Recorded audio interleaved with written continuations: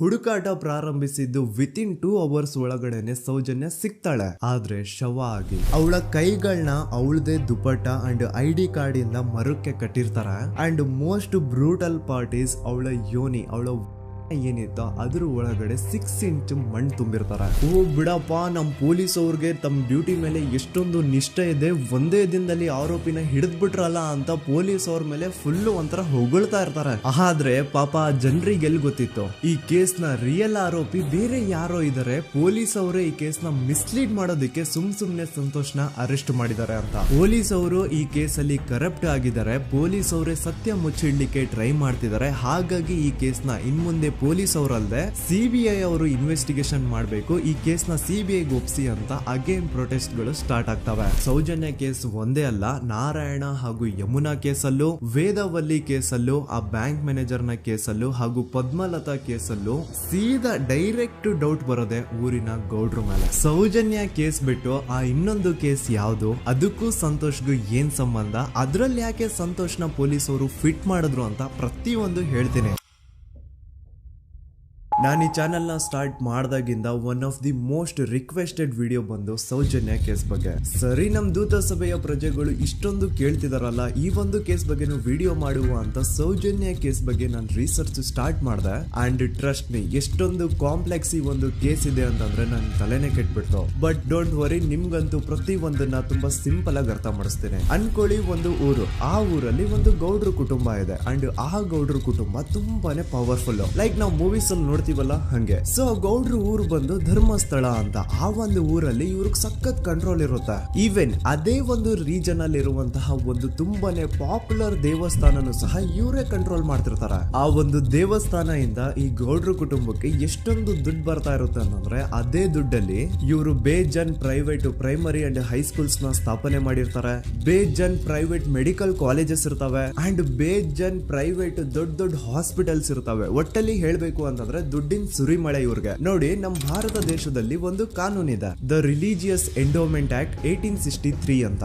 Basically ಈ ಒಂದು ಕಾನೂನು ಏನ್ ಹೇಳುತ್ತೆ ಅಂತಂದ್ರೆ, ಭಾರತದಲ್ಲಿ ಯಾವ್ದೆಲ್ಲ ಹಿಂದೂ ಟೆಂಪಲ್ಸ್ ಇದಾವೋ ಅವೆಲ್ಲ ಗವರ್ಮೆಂಟ್ ಪ್ರಾಪರ್ಟಿ. ಆ ಹಿಂದೂ ಟೆಂಪಲ್ಸ್ ನ ಮ್ಯಾನೇಜ್ಮೆಂಟ್ ಎಲ್ಲ ಗವರ್ಮೆಂಟ್ ಕೈಗೆ ಹೋಗಿ ಗವರ್ಮೆಂಟ್ ಡಿಸೈಡ್ ಮಾಡುತ್ತೆ ಆ ಮ್ಯಾನೇಜ್ಮೆಂಟ್ ಅಲ್ಲಿ ಯಾರ್ ಕೆಲ್ಸಕ್ಕೆ ಇರಬೇಕು, ಯಾರ್ ಕೆಲ್ಸಕ್ಕೆ ಇರಬಾರ್ದು, ಅಂಡ್ ಆ ಟೆಂಪಲ್ ಇಂದ ಬರ್ತಿರುವಂತಹ ಡೊನೇಷನ್ ಅಮೌಂಟ್ ನ ಏನ್ ಮಾಡ್ಬೇಕು ಅಂತ. ಸೊ ಈ ಒಂದು ಕಾನೂನಿನ ಪ್ರಕಾರ ಗವರ್ಮೆಂಟ್ ಇಂಡಿಯಾದಲ್ಲಿ ಇರುವಂತಹ ಆಲ್ಮೋಸ್ಟ್ ಎಲ್ಲಾ ಹಿಂದೂ ಟೆಂಪಲ್ಸ್ ನ ತನ್ನ ಕಂಟ್ರೋಲ್ ಅಲ್ಲಿ ತಗೋತಾ ಇರ್ಬೇಕಾದ್ರೆ ಗವರ್ಮೆಂಟ್ ಅಫಿಷಿಯಲ್ಸ್ ಧರ್ಮಸ್ಥಳ ಶ್ರೀ ಮಂಜುನಾಥ ದೇವಸ್ಥಾನಕ್ಕೂ ರೀಚ್ ಔಟ್ ಮಾಡ್ತಾರೆ. ಅಂಡ್ ಆಗ ಇಷ್ಟು ದಿನ ಟೆಂಪಲ್ ನ ಕಂಟ್ರೋಲ್ ಮಾಡ್ತಿದ್ದಂತಹ ಆ ಗೌಡ್ರ ಕುಟುಂಬ ಏನ್ ಹೇಳುತ್ತೆ ಗೊತ್ತಾ, ಇಲ್ಲ ಇದು ಹಿಂದೂ ಟೆಂಪಲ್ ಅಲ್ಲ, ಇದು ಜೈನ್ ಫ್ಯಾಮಿಲಿಗೆ ಬಿಲಾಂಗ್ ಮಾಡುವಂತಹ ಒಂದು ಪ್ರೈವೇಟ್ ಟೆಂಪಲ್ ಅಂತ ಹೇಳ್ತಾರೆ. ನಾನು ಇಷ್ಟು ದಿನ ಧರ್ಮಸ್ಥಳ ಶ್ರೀ ಮಂಜುನಾಥ ದೇವಸ್ಥಾನ ಒಂದು ಹಿಂದೂ ಟೆಂಪಲ್ ಅಂತ ಅನ್ಕೊಂಡಿದ್ದೆ, ಆದ್ರೆ ಈಗಷ್ಟೇ ನನಗೂ ಗೊತ್ತಾಗಿದ್ದು ಇದು ಹಿಂದೂ ಟೆಂಪಲ್ ಅಲ್ಲ, ಇದು ಒಂದು ಜೈನ್ ಫ್ಯಾಮಿಲಿಗೆ ಬಿಲಾಂಗ್ ಮಾಡುವಂತಹ ಪ್ರೈವೇಟ್ ಜೈನ್ ಟೆಂಪಲ್ ಅಂತ.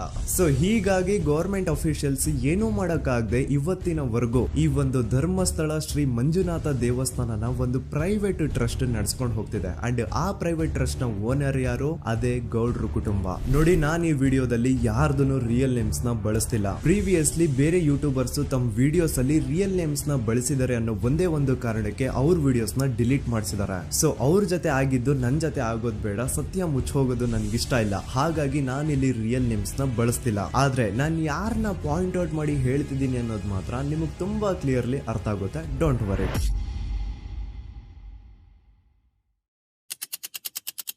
ದಿನಾಂಕ 9/10/2012. A very normal day for everyone except Soujanya. Dharmasthala ಹತ್ರ ಇರುವಂತಹ ಪಂಗಳ್ ಅನ್ನೋ ಒಂದು ಸಣ್ಣ ಹಳ್ಳಿಗೆ ಬಿಲಾಂಗ್ ಮಾಡುವಂತಹ ಸೌಜನ್ಯ ತುಂಬಾನೇ ಒಳ್ಳೆ ಹುಡುಗಿ. SDM ಕಾಲೇಜ್ ಆಫ್ ಉಜ್ರಿಯಲ್ಲಿ 2nd PUC ಓದ್ತಿದ್ದಂತಹ ಇವಳು ತುಂಬಾನೇ ಬ್ರೈಟ್ ಸ್ಟೂಡೆಂಟ್ ಕೂಡ. ಸೊ ಒಂದು ದಿನ ಅಂದ್ರೆ 9 ಅಕ್ಟೋಬರ್ 2012 ಬೆಳಿಗ್ಗೆ 7:30-8 ಗಂಟೆ ಹಾಗೆ ಆಸ್ ಯೂಶುವಲ್ ತನ್ನ ಕಾಲೇಜ್ ಹೋಗೋದಕ್ಕೆ ರೆಡಿ ಆಗ್ತಿರ್ತಾಳೆ. ಅವತ್ತು ಮಂಗಳವಾರದ ದಿನ ಅಂಡ್ ಅವತ್ತು ಲೋಕಲ್ ಫೆಸ್ಟಿವಲ್ ಬೇರೆ ಇರುತ್ತೆ, ಹೊಸ ಅಕ್ಕಿ ಅಂತ. ಈ ಒಂದು ಲೋಕಲ್ ಫೆಸ್ಟಿವಲ್ ದಿನ ಮನೆ ಒಳಗಡೆ ಏನೇ ಅಡುಗೆ ಮಾಡಿದ್ರು ಹೊಸ ಅಕ್ಕಿನೇ ಬಳಸಬೇಕು. ಸೊ ಹೊಸ ಅಕ್ಕಿ ತಂದು ಬ್ರೇಕ್ಫಾಸ್ಟ್ ನ ರೆಡಿ ಮಾಡೋಷ್ಟ್ರಲ್ಲಿ ಸೌಜನ್ಯ ಅವ್ರ ತಾಯಿ ತುಂಬಾ ಲೇಟ್ ಮಾಡ್ತಾರೆ. ಸೊ ಕಾಲೇಜ್ಗೆ ಲೇಟ್ ಆಗ್ತಿದೆ ಅಂತ ಈ ಸೌಜನ್ಯ ಟಿಫಿನ್ ಸಹ ಮಾಡದೆ ಹಾಗೆ ಹೋಗ್ತಾಳೆ. ಅವಳ ತಲೆಯಲ್ಲಿ ಏನಿತ್ತು ಅಂತಂದ್ರೆ, ಹೆಂಗೋ ಇವತ್ತು ಲೋಕಲ್ ಫೆಸ್ಟಿವಲ್ ಬೇರೆ ಇದೆ, ಹಾಗಾಗಿ ಮೇ ಬಿ ಕಾಲೇಜು ಬೇಗ ಬಿಡ್ಬೋದು, ಸೊ ಮಧ್ಯಾಹ್ನ ಡೈರೆಕ್ಟ್ ಮನೆಗೆ ಬಂದು ಊಟ ಬಿಡುವ ಅಂತ ಅವಳು ಅನ್ಕೊಂಡಿರ್ತಾಳೆ. ಆದ್ರೆ ಕಾಲೇಜ್ ಹೋಗಾದ್ಮೇಲೆ ಗೊತ್ತಾಗುತ್ತೆ ಅವತ್ತು ಅವಳಿಗೆ ಸ್ಪೆಷಲ್ ಕ್ಲಾಸಸ್ ಬೇರೆ ಇದೆ ಅಂತ. ಸೌಜನ್ಯ ಬ್ರೇಕ್ಫಾಸ್ಟ್ ಕೂಡ ಮಾಡಿರಲ್ಲ ಅಂಡ್ ಲಂಚ್ ಬಾಕ್ಸ್ ಕೂಡ ತಂದಿರಲ್ಲ. ಹಾಗಾಗಿ ಲಂಚ್ ಟೈಮ್ ಅಲ್ಲಿ ಸೌಜನ್ಯನ ಒಬ್ಳು ಫ್ರೆಂಡ್ ಜಾನ್ವಿ ತಾನ್ ತಂದಿರುವಂತಹ ಲಂಚ್ ಬಾಕ್ಸ್ ಅಲ್ಲಿ ಒಂದಿಷ್ಟು ಲಂಚ್ ನ ಆಫರ್ ಮಾಡ್ತಾಳ. ಆದ್ರೆ ಸೌಜನ್ಯ ಪರವಾಗಿಲ್ಲ ನೀನ್ ತಿನ್ನು, ನಾನ್ ಮನೆಗೆ ಹೋಗ್ಬಿಟ್ಟು ಊಟ ಮಾಡ್ಕೊಂತೀನಿ ಅಂತ ಹೇಳ್ತಾಳ. ಸುಮಾರು ಮಧ್ಯಾಹ್ನದ 3:45ಕ್ಕೆ ಕಾಲೇಜ್ ಬಿಡುತ್ತೆ. ಸೌಜನ್ಯ ಕಾಲೇಜ್ ಇಂದ ಬಸ್ ಅಲ್ಲಿ ಬಂದು ನೇತ್ರಾವತಿ ಬಸ್ ಸ್ಟಾಪ್ ಹತ್ರ ಇಳ್ಕೋತಾಳ. ಅವಳ ಜೊತೆ ಅವಳ ಕ್ಲಾಸ್ ಮೇಟ್ಸ್ ಅಂಡ್ ಫ್ರೆಂಡ್ಸ್ ಎಲ್ಲ ಇರ್ತಾರೆ. ಸೊ ಅವ್ರಿಗೆಲ್ಲ ಬಾಯ್ ಹೇಳ್ಬಿಟ್ಟು ಸೌಜನ್ಯ ತನ್ನ ಮನೆ ಕಡೆಗೆ ಹೊರಡ್ತಾಳ.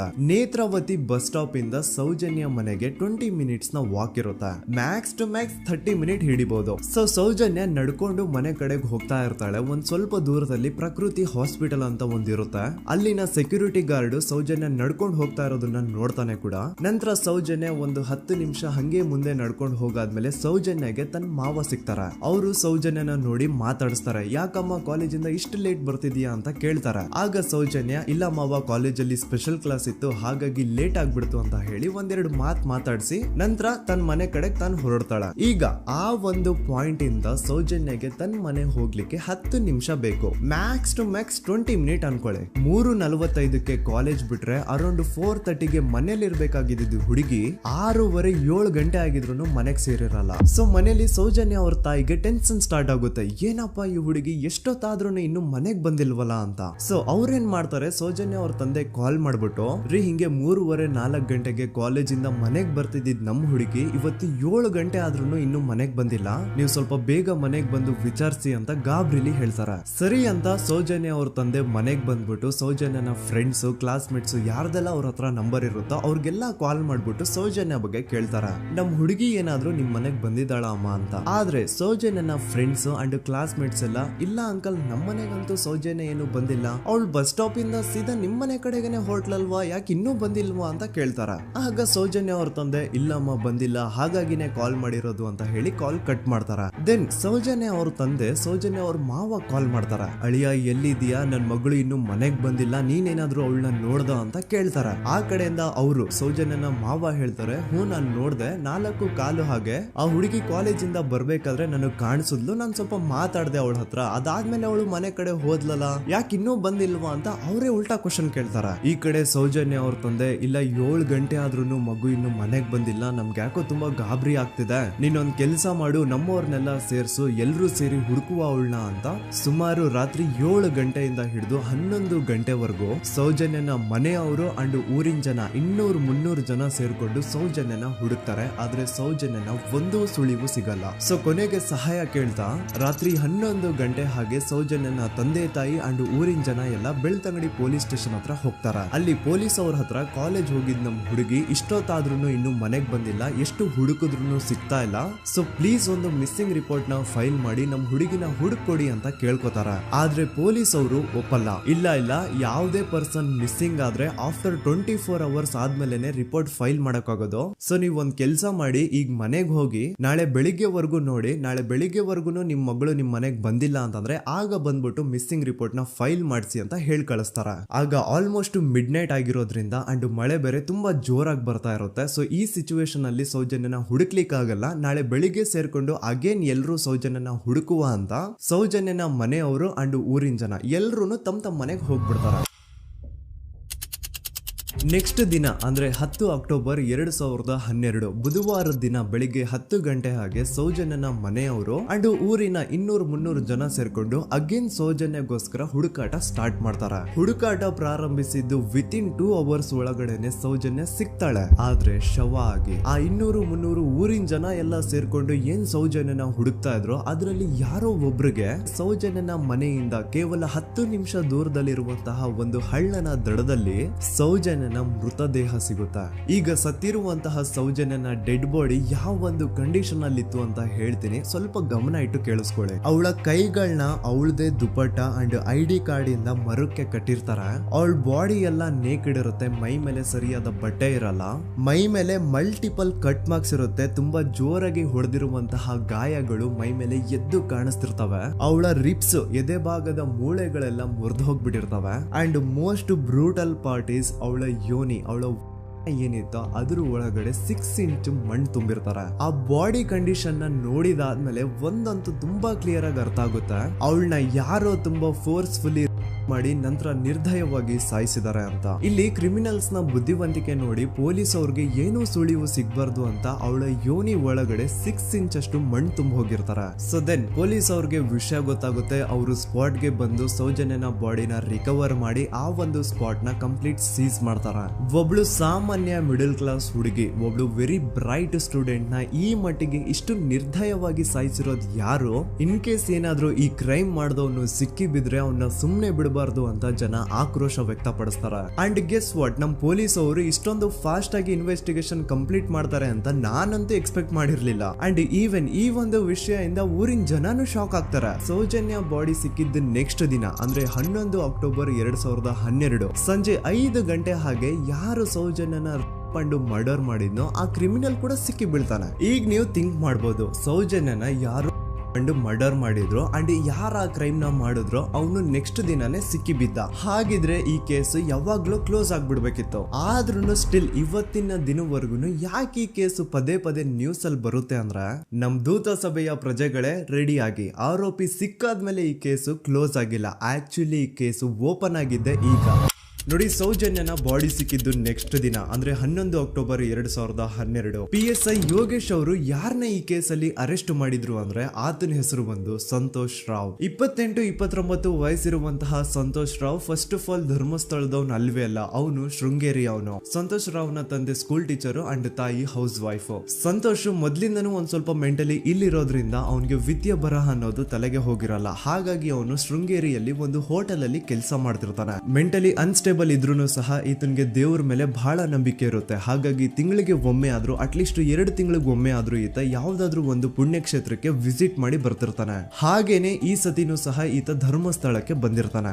ಇವನು ಧರ್ಮಸ್ಥಳಕ್ಕೆ ಬಂದಿದ್ದು ದಿನಾಂಕ 9 ಅಕ್ಟೋಬರ್ 2012. ಈ ದಿನಾಂಕನ ಸ್ವಲ್ಪ ನೋಟ್ ಮಾಡಿ ಇಟ್ಕೊಳ್ಳಿ, ಯಾಕಂತಂದ್ರೆ ಮುಂದೆ ಈ ಕೇಸಲ್ಲಿ ಇದೇ ಮೇಜರ್ ಟರ್ನಿಂಗ್ ಪಾಯಿಂಟ್. ಸೊ ಸೌಜನ್ಯನ ಡೆತ್ ಆಗಿಂತ ಒಂದು ದಿನ ಹಿಂದೆ ಧರ್ಮಸ್ಥಳಕ್ಕೆ ಬಂದಿರುವಂತಹ ಸಂತೋಷ್ ರಾವ್ಗೆ ಎಲ್ಲನೂ ಉಳ್ಕೊಳ್ಳಿಕ್ಕೆ ಹೋಟೆಲ್ ಅಲ್ಲಿ ಅಥವಾ ಲಾಡ್ಜ್ ಅಲ್ಲಿ ರೂಮ್ ಸಿಗಲ್ಲ. ರೀಸನ್ ಇಷ್ಟೇ, ಸಂತೋಷ್ ರಾವ್ ನೋಡ್ಲಿಕ್ಕೆ ಸ್ವಲ್ಪ ಮೆಂಟಲಿ ಅನ್ಸ್ಟೇಬಲ್ ಪರ್ಸನ್ ತರ ಇರ್ತಾನೆ. ಅವನ ಅವತಾರ, ಅವನ ವೇಷಭೂಷಣ ಅಷ್ಟು ಸರಿ ಇರಲ್ಲ. ಹಾಗಾಗಿ ಇವನ್ಗೆ ಯಾವುದೇ ಒಂದು ಹೋಟೆಲ್ ಅಲ್ಲಿ ಅಥವಾ ಲಾಡ್ಜ್ ಅಲ್ಲಿ ಎಲ್ಲಿನೂ ರೂಮ್ ಸಿಗಲ್ಲ. ಸೊ ಉಳ್ಕೊಳ್ಳೋಕೆ ಜಾಗ ಸಿಗದೆ ಇವನೇನ್ ಮಾಡ್ತಾನೆ, ಅಲ್ಲೇ ಹತ್ರದಲ್ಲಿರುವಂತಹ ಬಾಹುಬಲಿ ಬೆಟ್ಟಕ್ಕೆ ಹೋಗಿ ಅಲ್ಲಿರುವಂತಹ ಬಾಹುಬಲಿ ಸ್ಟ್ಯಾಚ್ಯೂ ಹತ್ರನೇ ಆಶ್ರಯ ತಗೊಳ್ತಾನೆ. ಅಂಡ್ 1-2 ದಿನ ಅವನು ಅಲ್ಲೇ ಉಳ್ಕೋತಾನೆ ಕೂಡ. ಡೇ ಟೈಮ್ ಅಲ್ಲಿ ಧರ್ಮಸ್ಥಳಕ್ಕೆ ಬಂದು ಧರ್ಮಸ್ಥಳ ಶ್ರೀ ಮಂಜುನಾಥ ದೇವಸ್ಥಾನದಲ್ಲಿದ್ದು ಅಲ್ಲೇ ಪ್ರಸಾದ ಊಟ ಎಲ್ಲ ಮಾಡಿ ನಂತರ ನೈಟ್ ಆಗ್ತಿದ್ದಂಗೆ ಬಾಹುಬಲಿ ಬೆಟ್ಟಕ್ಕೆ ಹೋಗಿ ಆ ಸ್ಟ್ಯಾಚ್ಯೂ ಹತ್ರನೇ ಮಲ್ಕೊಳ್ತಿರ್ತಾನೆ. ಸೊ ಒಂದು ದಿನ ಅಂದ್ರೆ 11 ಅಕ್ಟೋಬರ್ 2012 ಸಂಜೆ 5 ಗಂಟೆ ಹಾಗೆ ಈ ಸಂತೋಷ್ ರಾವ್ ತನ್ನ ಪಾಡಿಗೆ ತಾನು ಆ ಬೆಟ್ಟದ ಮೇಲೆ ಕೂತ್ಕೊಂಡು ಸೀನರೀಸ್ ನ ಎಂಜಾಯ್ ಮಾಡ್ತಾ ಇರಬೇಕಾದ್ರೆ ಯಾರೋ ಅದೇ ಊರಿನ 5 ಜನ ಕಿಡಿಗೇಡಿಗಳು ಬಂದು ಇವನ್ ಹತ್ರ ಜಗಳ ತೆಗಿತಾರ.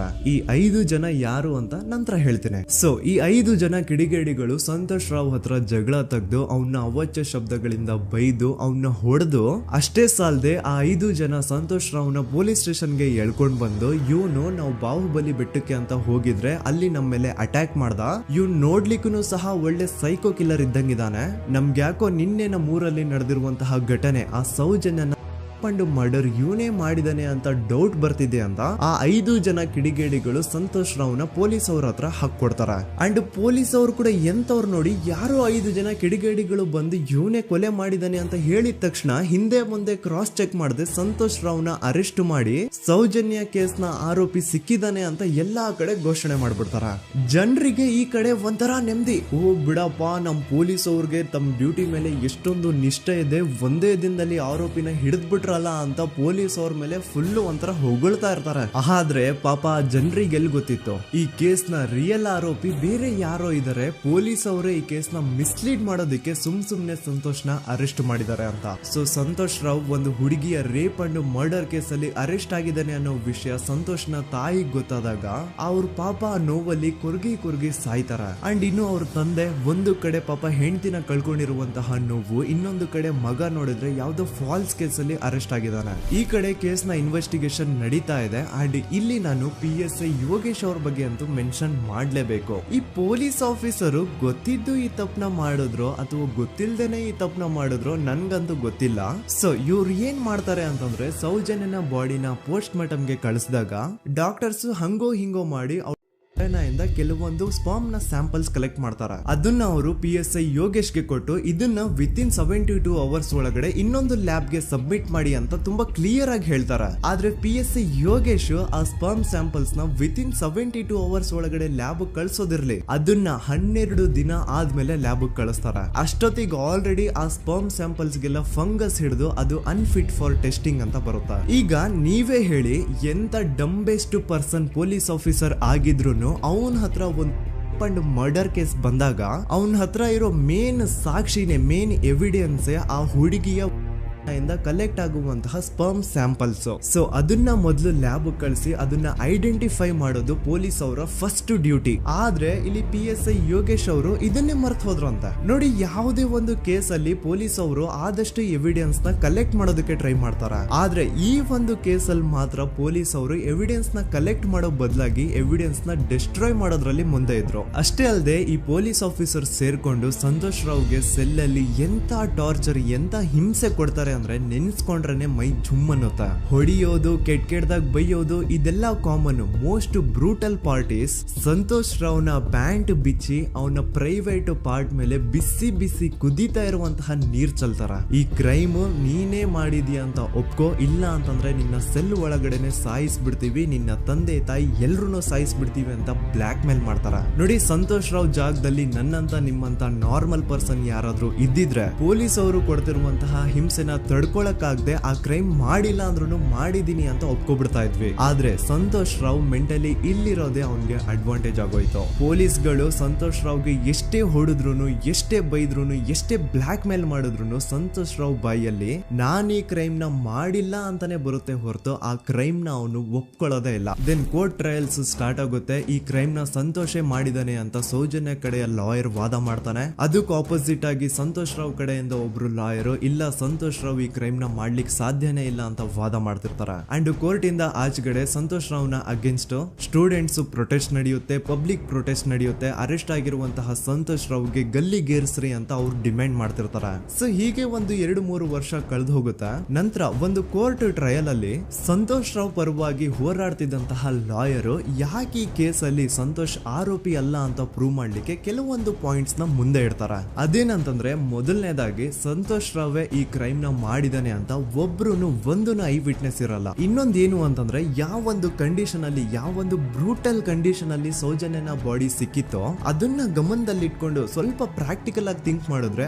ಆ ಒಂದು ಭೀಕರ ಕ್ರೈಮ್ ನ ಒಬ್ನೇ ಮಾಡ್ಲಿಕ್ಕೆ ಸಾಧ್ಯನೇ ಇಲ್ಲ. ಇನ್ನೊಂದು ಪಾಯಿಂಟ್ ಏನು ಅಂತಂದ್ರೆ, ಸೌಜನ್ಯನ ಇಂದ ಪೊಲೀಸ್ ಅವ್ರಿಗೆ ಯಾವುದೇ ಸ್ಪರ್ಮ್ ಸ್ಯಾಂಪಲ್ ಸಿಗ್ಬಾರ್ದು ಅಂತ 6 ಇಂಚು ಅಷ್ಟು ಮಣ್ಣು ಹಾಕಿರ್ತಾರ. ಸೊ ಈಗ ನೀವೇ ಹೇಳಿ, ಮೆಂಟಲಿ ಇಲ್ಲಿರುವಂತಹ ಪರ್ಸನ್ಗೆ ಇಷ್ಟೊಂದು ಬುದ್ಧಿವಂತಿಕೆ ಇರುತ್ತಾ ಅನ್ಕೊಳ್ಳಿ. ಅಷ್ಟೊಂದು ಬುದ್ಧಿವಂತಿಕೆ ಅವ್ನಿಗಿದ್ರು ಆ ಕ್ರೈಮ್ ಮಾಡಾದ್ಮೇಲೆ ಅವನ ಆ ಊರಿಂದ ಓಡ್ ಹೋಗ್ಬೋದಾಗಿತ್ತು. ಆದ್ರೆ ಮತ್ತ್ಯಾಕೆ ಅವನು ಅದೇ ಊರಲ್ಲೇ ಇರ್ತಾನೆ. ಅಂಡ್ ಸೌಜನ್ಯ ಕೊನೆಯದಾಗಿ ಪ್ರಕೃತಿ ಹಾಸ್ಪಿಟಲ್ ಮುಂದ್ಗಡೆಯಿಂದ ನಡ್ಕೊಂಡು ಹೋಗ್ತಾ ಇರ್ಬೇಕಾದ್ರೆ ಆ ಪ್ರಕೃತಿ ಹಾಸ್ಪಿಟಲ್ ನ ಸೆಕ್ಯೂರಿಟಿ ಗಾರ್ಡ್ ನೋಡ್ತಾನೆ. ಅಂಡ್ ಪ್ರಕೃತಿ ಹಾಸ್ಪಿಟಲ್ ನ ಆಚೆಗಡೆ CCTV ಕ್ಯಾಮರಾನು ಇರುತ್ತೆ. ಸಡನ್ಲಿ ಆ CCTV ಫುಟೇಜ್ ಕೂಡ ಕಾಣೆ ಆಗ್ಬಿಡುತ್ತಾ. ಇನ್ನೊಂದೇನು ಅಂತಂದ್ರೆ, ಸೌಜನ್ಯನ ಮರ್ಡರ್ ಆಗಿದ್ದು ನೆಕ್ಸ್ಟ್ ದಿನಾನೇ ಪೊಲೀಸ್ ಅವರು ಆರೋಪಿನ ಹಿಡಿದ್ರು. ಸೊ ಹಾಗಿದ್ದಾಗ ಆ ಕಲೆಕ್ಟ್ ಮಾಡಿರುವಂತಹ ಸ್ಪರ್ಮ್ ಸ್ಯಾಂಪಲ್ಸ್ ನ ಲ್ಯಾಬ್ ಗೆ ಕಳಿಸಿ ಇವನೇ ಆರೋಪಿ ಅಂತ ಕನ್ಫರ್ಮ್ ಮಾಡೋ ಬದಲಾಗಿ ಯಾಕೆ ಪೊಲೀಸ್ ಅವರು ಆ ಸ್ಪರ್ಮ್ ಸ್ಯಾಂಪಲ್ಸ್ ನ ತಮ್ಮ ಹತ್ರನೇ ಇಟ್ಕೊಂಡು 12 ದಿನವರೆಗೂ ಅದಕ್ಕೆ ಫಂಗಸ್ ಹಿಡಿಯೋವರೆಗೂ ಕಾದು ಆಮೇಲೆ ಅದನ್ನ ಲ್ಯಾಬ್ ಕಳಿಸಿದ್ರು. ಅಂಡ್ ಮೇನ್ ಇಂಪಾರ್ಟೆಂಟ್ ಆಗಿ ಸಂತೋಷ್ ರಾವ್ಗೆ ಒಂದು ಗುಪ್ತ ರೋಗ ಇರುತ್ತೆ, ಅದೇ ಫಿಮೋಸಿಸ್ ಅಂತ. ಈ ಕಾಯಿಲೆ ಏನು ಅಂತ ನಾನು ಈ ವಿಡಿಯೋದಲ್ಲಿ ಡೀಟೇಲ್ಡ್ ಆಗಿ ಎಕ್ಸ್ಪ್ಲೈನ್ ಮಾಡ್ಲಿಕ್ಕೆ ಆಗಲ್ಲ. ಜಸ್ಟ್ ತಿಳ್ಕೊಳ್ಳಿ, ಈ ಒಂದು ಕಾಯಿಲೆ ಇರೋರು ಇಂಟಿಮಸಿ ಮಾಡ್ಲಿಕ್ಕೆ ಆಗಲ್ಲ. ಇನ್ ಕೇಸ್ ಮಾಡಿದ್ರು ಅವರು ಸುಖ ಅಲ್ಲ ನರಕ ಕಾಣ್ತಾರ. ಸೊ ಇಷ್ಟೆಲ್ಲ ವ್ಯಾಲಿಡ್ ಪಾಯಿಂಟ್ಸ್, ಇಷ್ಟೆಲ್ಲ ಫ್ಯಾಕ್ಟ್ಸ್ ಕಣ್ ಮುಂದೆ ಇರ್ಬೇಕಾದ್ರೆ ಸ್ಟಿಲ್ ಪೊಲೀಸ್ ಅವರು ಯಾಕೆ ಈ ಕ್ರೈಮ್ ನ ಸಂತೋಷ್ ರಾವ್ ಮಾಡಿದಾನೆ ಅಂತ ಇವನ್ ಹಿಂದೆ ಬಿದ್ದಿದ್ದಾರೆ. ಯಾಕೆ ಅವರು ಈ ಕ್ರೈಮ್ ಇವನ್ ಬಿಟ್ರೆ ಬೇರೆ ಯಾರಾದ್ರೂ ಮಾಡಿರ್ಬೋದಲ್ಲ ಅಂತ ಆ ಆಂಗಲ್ ಅಲ್ಲಿ ಇನ್ವೆಸ್ಟಿಗೇಷನ್ ಮಾಡ್ತಿಲ್ವಲ್ಲ ಅಂತ ಪೊಲೀಸ್ ಅವರ ಇನ್ವೆಸ್ಟಿಗೇಷನ್ ಮೇಲೆ ಈಗ ಕ್ವಶನ್ ಬರುತ್ತೆ. So after hearing all of this, ಎಲ್ಲರಿಗೂ ಈಗ ಪೊಲೀಸ್ ಅವರ ಇನ್ವೆಸ್ಟಿಗೇಷನ್ ಇನ್ವೆಸ್ಟಿಗೇಷನ್ ಮೇಲೆ ಡೌಟ್ ಬರುತ್ತೆ. ಅಂಡ್ ಈವನ್ ಸೌಜನ್ಯ ಅವ್ರ ಮನೆಯವರು ಕೂಡ ನಿಜವಾದ ಆರೋಪಿ ಸಂತೋಷ್ ಅಲ್ಲ ಅಂತ ತಮ್ಮ ಅಭಿಪ್ರಾಯನ ವ್ಯಕ್ತಪಡಿಸ್ತಾರೆ. ಆಗ ಅಲ್ಲಿವರೆಗೂ ಸಂತೋಷ್ ರಾವ್ನ ಗಲ್ಲಿಗೇರಿಸಿ ಅಂತ ಏನು student protest and public protest ಎಲ್ಲ ನಡೀತಾ ಇತ್ತು, ಈಗ ಅದೆಲ್ಲ ನಿಂತ್ ಹೋಗಿ ಎಲ್ಲಾ ಹೇಟ್ ರೇಡ್ ಪೊಲೀಸ್ ಅವ್ರ ಕಡೆಗೆ ಹೋಗುತ್ತೆ. ಪೊಲೀಸ್ ಅವರು ಈ ಕೇಸಲ್ಲಿ ಕರಪ್ಟ್ ಆಗಿದ್ದಾರೆ, ಪೊಲೀಸ್ ಅವರೇ ಸತ್ಯ ಮುಚ್ಚಿಡ್ಲಿಕ್ಕೆ ಟ್ರೈ ಮಾಡ್ತಿದ್ದಾರೆ. ಹಾಗಾಗಿ ಈ ಕೇಸ್ನ ಇನ್ಮುಂದೆ ಪೊಲೀಸ್ ಅವರಲ್ಲದೆ ಸಿಬಿಐ ಅವರು ಇನ್ವೆಸ್ಟಿಗೇಷನ್ ಮಾಡಬೇಕು, ಈ ಕೇಸ್ನ ಸಿಬಿಐಗೆ ಒಪ್ಸಿ ಅಂತ ಅಗೇನ್ ಪ್ರೊಟೆಸ್ಟ್ ಗಳು ಸ್ಟಾರ್ಟ್ ಆಗ್ತವೆ. ಸೊ ಧರ್ಮಸ್ಥಳದಲ್ಲಿ ಇಷ್ಟೊಂದು ಹೋರಾಟಗಳಾಗ್ತಿದಾವೆ, ಒಬ್ಳು ಹುಡುಗಿ ಜೊತೆ ಇಷ್ಟೊಂದು ಅನ್ಯಾಯ ಆಗಿದೆ, ಆದ್ರೂ ಸಹ ಧರ್ಮಾಧಿಕಾರಿ ಏನು ಮಾತೇ ಆಡ್ತಿಲ್ವಲ್ಲ ಈ ಹುಡುಗಿ ಬಗ್ಗೆ ಅಂತ ಜನರು ಪ್ರಶ್ನೆ ಮಾಡಿದಾಗ ಆಗ ಧರ್ಮಾಧಿಕಾರಿನೂ ಜನರು ಮುಂದೆ ಬಂದ್ಬಿಟ್ಟು ಈ ಕೇಸ್ನ ಸಿಬಿಐಗೆ ಒಪ್ಸಿ ಅಂತ ಹೋರಾಟ ಮಾಡ್ತಾರ. ನಂತರ ಈ ಒಂದು ಕೇಸು ಪೊಲೀಸ್ ಅವರಿಂದ ಸಿಬಿಐ ಕೈಗೆ ಹೋಗುತ್ತೆ. ಸಿಬಿಐ ಕೈಗೆ ಹೋಗಿದ ತಕ್ಷಣ ಇಲ್ಲೇನು ಸತ್ಯ ಹೊರಗೆ ಬಂದಿಲ್ಲ. ಆ ಸಿಬಿಐ ಅವರು 3-4 ವರ್ಷ ಟೈಮ್ ತಗೊಂಡು ಮತ್ತೆ ಈ ಒಂದು ಕೇಸ್ನ ಇನ್ವೆಸ್ಟಿಗೇಷನ್ ಮಾಡ್ತಾರ. ಆದ್ರೆ ಅಲ್ಲೇನು ಇನ್ವೆಸ್ಟಿಗೇಷನ್ ಮಾಡ್ಲಿಕ್ಕೆ ಉಳ್ದೇ ಇರಲ್ಲ. ಆ ಪೊಲೀಸ್ ಅವರು ಅವ್ರ ಕೈಯಲ್ಲಿ ಈ ಕೇಸು ಇದ್ದಷ್ಟು ದಿನ ಎಷ್ಟಾಗುತ್ತೋ ಅಷ್ಟು ಎವಿಡೆನ್ಸ್ ನ ಡಿಸ್ಟ್ರಾಯ್ ಮಾಡ್ಬಿಟ್ಟಿರ್ತಾರ. ಸೊ ಹಾಗಾಗಿ ಅಲ್ಲಿ ಸಿಬಿಐ ಅವ್ರಿಗೆ ಇನ್ವೆಸ್ಟಿಗೇಷನ್ ಮಾಡ್ಲಿಕ್ಕೆ ಏನ್ ಉಳ್ದೇ ಇರಲ್ಲ. ಆದ್ರೂ ಸ್ಟಿಲ್ ಅವರು 3-4 ಇಯರ್ಸ್ ಟೈಮ್ ತಗೊಂಡು ನಂತರ ಫೈನಲಿ ಒಂದು ರಿಪೋರ್ಟ್ ನ ಕೋರ್ಟ್ ಗೆ ಸಬ್ಮಿಟ್ ಮಾಡ್ತಾರ. ಅಂಡ್ ಸಿಬಿಐ ಅವರು ಕೋರ್ಟ್ ಗೆ ಸಬ್ಮಿಟ್ ಮಾಡಿರುವಂತಹ ಆ ಒಂದು ರಿಪೋರ್ಟ್ ಅಲ್ಲಿ ಏನಿತ್ತು ಅಂದ್ರೆ ಸಿಬಿಐ ಇನ್ವೆಸ್ಟಿಗೇಷನ್ ಕನ್ಫರ್ಮ್ಸ್ ದಟ್ ಈ ಒಂದು ಕ್ರೈಮ್ ನ ಸಂತೋಷ್ ರಾವ್ ಮಾಡಿದಾನೆ ಅಂತ.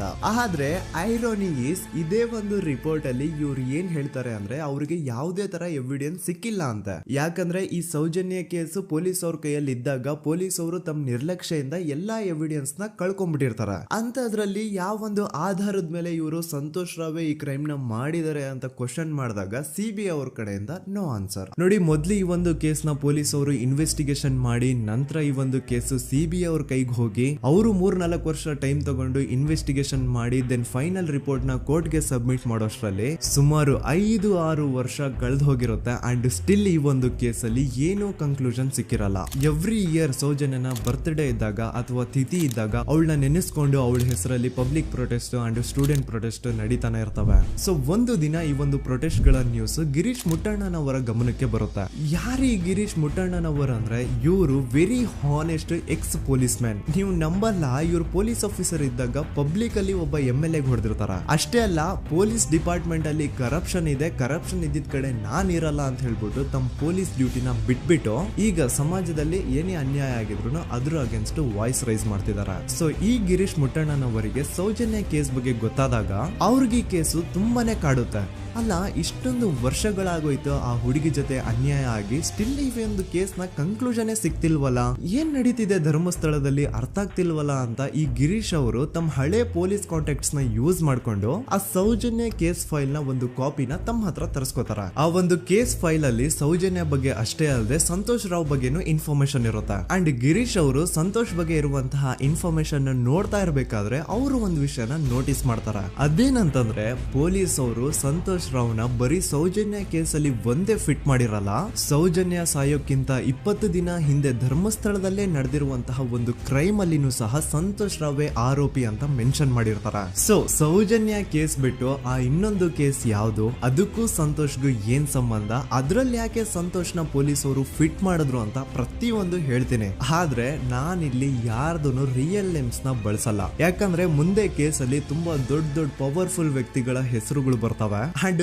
ನನ್ ವಿಡಿಯೋ ಯೂಟ್ಯೂಬ್ ಇಂದ ಡಿಲೀಟ್ ಆಗೋದು ನನ್ಗೆ ಇಷ್ಟ ಇಲ್ಲ. ಹಾಗಾಗಿ ನಾನಿಲ್ಲಿ ಯಾರ್ದು ರಿಯಲ್ ನೇಮ್ಸ್ ನ ಬಳಸ್ತಿಲ್ಲ. ಬಟ್ ಯಾರ ಬಗ್ಗೆ ಹೇಳ್ತಿದ್ದೀನಿ ಅಂತ ಒಂದ್ ಸ್ವಲ್ಪ ನೀವೇ ಅರ್ಥ ಮಾಡ್ಕೊಳ್ಳಿ.